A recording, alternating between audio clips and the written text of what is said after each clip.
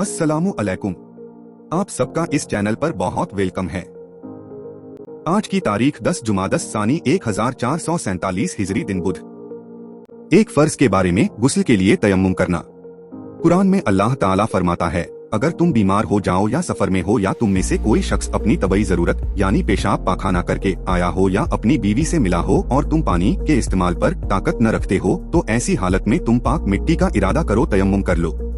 तयम्मुम का तरीका यह है कि दोनों हाथों को जमीन पर मारकर चेहरे पर मसह करे, दोबारा जमीन पर मारकर दोनों हाथों पर कोहनियों समेत मसह कर लें। एक सुन्नत के बारे में नमाज़े जनाजा की दुआ। रसूलुल्लाह जब बालिग मैयत की नमाज़े जनाजा पढ़ाते तो यह दुआ पढ़ते, अल्लाहुम्मा कफीर ली हैना व मैयतिना व शहीदीना व कायबीना व सकीरीना व कबीरीना व धकारिना व उठना। अल्लाहुम्मा मन आहेताहु मिन्ना फक एहेही अलल इस्लाम व मन तवाफेतहु मिन्ना फक तवाफाहु अलल ईमान।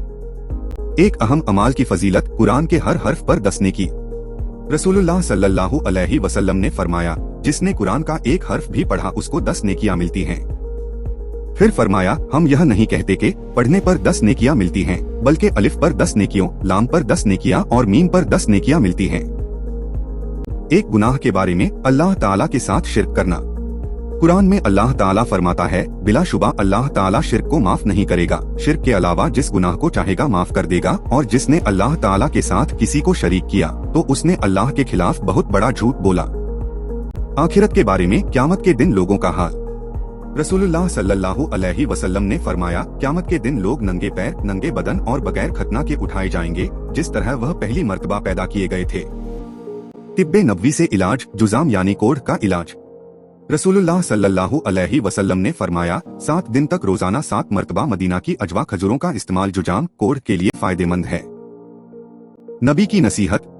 रसूलुल्लाह सल्लल्लाहु अलैहि वसल्लम ने फरमाया, जब तुम में से कोई खाना खाए तो उसे अपनी उंगलियों को चाट लेना चाहिए, क्योंकि उसे मालूम नहीं कि उसकी कौन सी उंगली में बरकत है। इस्लामी तारीख। मुशरिकीने मक्का की अहद शिकनी। मुसलमान और मुशरिकीने मक्का के दरमियान हुदैबिया के मौके पर जो मुआहदा हुआ था, मुशरिकीनों ने उसकी खिलाफ वर्जी करते हुए अपने हलीफ यानी जिनके साथ मदद का मुआहदा हो, कबील इब्नु बकर के साथ मिलकर मुसलमानों के हलीफ बील इब्नु खुजा पर हमला करके बहुत से आदमियों को कत्ल कर दिया, माल व असबाब लूट लिए, हत्ता के हरम में पनाह लेने के बावजूद उनकी खुंगरेजी की। तो आपसे बील इब्नु खुजा ने मुशरिकीने मक्का की अहद शिकनी पर मदद की अपील की। तब हुजूर ने मुशरिकीने मक्का से दियत, खून बहा अदा करने या मुआहदा तोड़ने की शर्त रखी, तो उन्होंने अमन का मुआहदा खत्म कर दिया।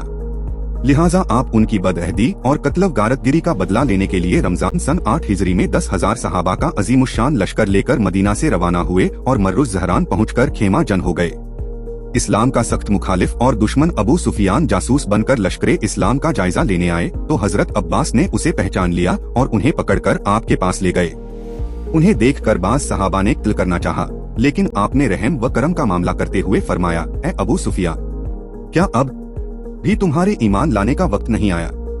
बिल आखिर वह ईमान में दाखिल हो गए। फिर हुजूर ने बुलंद अखलाक का मामला करते हुए फरमाया, आज जो अबू सुफियान के घर में या खाने काबा में पनाह लेगा वह भी अमन में है, और जो काई अपने घर का दरवाजा बंद कर लेगा उसको भी अमन है। आप सबका बहुत शुक्रिया। उम्मीद है आप मेरे साथ जुड़े रहेंगे और मेरे चैनल को अपने दोस्तों और रिश्तेदारों के साथ शेयर करेंगे। खुदा हाफिज। इंशाअल्लाह फिर मिलेंगे।